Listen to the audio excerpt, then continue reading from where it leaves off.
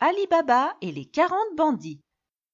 Dans une ville de Perse, très loin d'ici, vivaient deux frères, Cassim et Ali Baba. Cassim était riche, mais Ali Baba devait travailler dur pour subvenir aux besoins de sa femme et de son fils.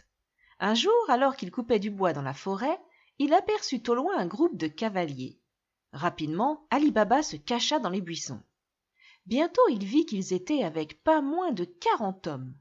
L'homme le mieux vêtu s'avança un peu plus loin dans les buissons et cria haut et fort : « Sésame, ouvre-toi !»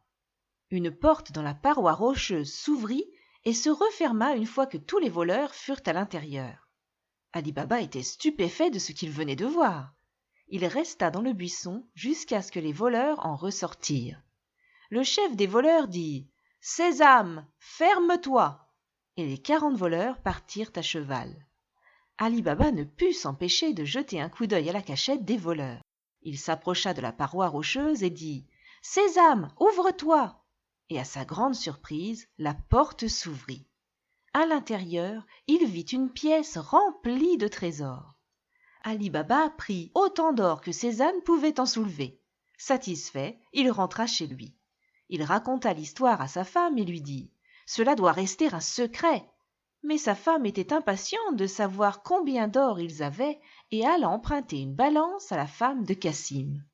Comme la femme de Cassim voulait savoir ce qu'Ali Baba devait peser, elle mit un peu de graisse dans le bol de la balance. Lorsque la femme d'Ali Baba revint très heureuse pour rendre la balance, il y avait encore une pièce d'or coincée dedans. Lorsque Cassim entendit cela, il devint très jaloux. En colère, il alla voir Ali Baba. « Pourquoi fais-tu semblant d'être pauvre alors que tu pèses des pièces d'or ?» Ali Baba décida de dire la vérité et partagea l'emplacement de la grotte. « Nous pouvons partager le trésor, dit-il à son frère. » Mais Cassim ne voulait rien partager et il se rendit secrètement à la grotte tout seul. Cassim entra sans problème dans la grotte, mais quand il voulut en sortir, il ne se souvint plus du sort. Il essaya tout, mais rien ne fonctionnait. Un peu plus tard, les bandits arrivèrent à la grotte et ils tuèrent Cassim. Dès qu'Ali Baba apprit que son frère n'était pas rentré ce soir-là, il partit à sa recherche. Dans la grotte, il trouva le corps de son frère. Il le ramena en ville. Arrivé à la maison de son frère, il dit à la brave servante Morgiana : « Personne ne doit savoir comment Cassim a été tué. Conçois une ruse pour que tout le monde pense qu'il est mort dans son lit. » Et c'est ce que fit Morgiana. Ils enterrèrent Cassim et Ali Baba s'installa dans la maison de son frère. Pendant ce temps, les voleurs étaient furieux. Vu que le corps de Cassim avait disparu, ils comprirent que quelqu'un d'autre connaissait l'emplacement de leur cachette.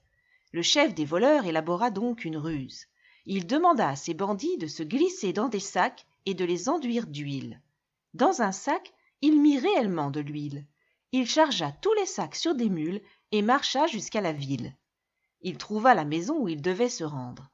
Là, il se posa et demanda un abri pour la nuit en tant que marchand d'huile. Il avait prévu de tuer Ali Baba dans son sommeil. Morgiana dut prendre soin de l'inviter, mais la lampe à huile s'était éteinte et il n'y avait plus d'huile dans la maison. Elle décida donc d'aller chercher de l'huile dans les poches du marchand. Elle découvrit immédiatement qu'il y avait des hommes à la place de l'huile dans les poches et comprit qui était le marchand. Courageuse comme elle l'était, elle élabora immédiatement un plan pour sauver Ali Baba. Elle tua tous les bandits dans les sacs avec de l'huile chaude. Dès que le chef des bandits s'en aperçut, il s'enfuit. Le chef des bandits voulait se venger d'Ali Baba. Il élabora un plan et retourna en ville. Là, il devint ami avec le fils d'Ali Baba. Il fut invité par Ali Baba à un repas. Il dit : « C'est bien, mais je ne mangerai pas de sel. » Selon une vieille coutume, si tu veux être ami avec quelqu'un, tu dois manger du sel. Lorsque Morgiana entendit cette étrange demande, elle devint méfiante. Après avoir regardé l'invité, elle comprit ce qui se passait. Elle l'avait immédiatement reconnu comme le chef des bandits et mit au point un plan pour le tuer. Heureusement, cela fonctionna et Ali Baba fut sauvé.